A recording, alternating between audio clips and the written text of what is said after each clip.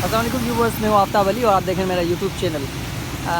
नाज़रीन, इस वक्त रात के तकरीबन 8 बज रहे हैं और बरसात फिर से स्टार्ट हो गई है और तेज़ बरसात हो रही है, देख सकते हैं।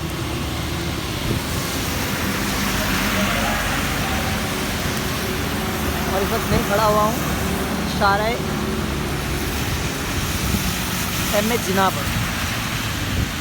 ये एम.ए. जिन्ना रोड है, यहाँ पर ज़बरदस्त बारिश हो रही है अभी। और कल लगातार 24 घंटे की बारिश के बाद कराची का जो हाल हुआ है मुख्तलिफ़ इलाकों में, मैं अभी आपको दिखा नहीं सकता।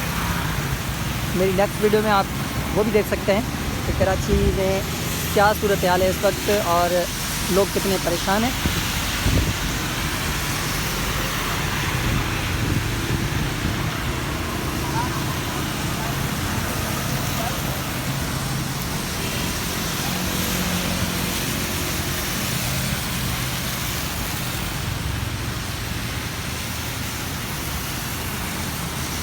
नाज़रीन, आप देख सकते हैं कि ये एक बाइक है, इसके साथ फैमिली है, एक भाई जो है यहाँ पे रुके हुए हैं, बारिश के रुकने का इंतज़ार कर रहे हैं। उसके बाद ये निकलेंगे यहाँ से, क्योंकि इसके साथ बच्चे हैं।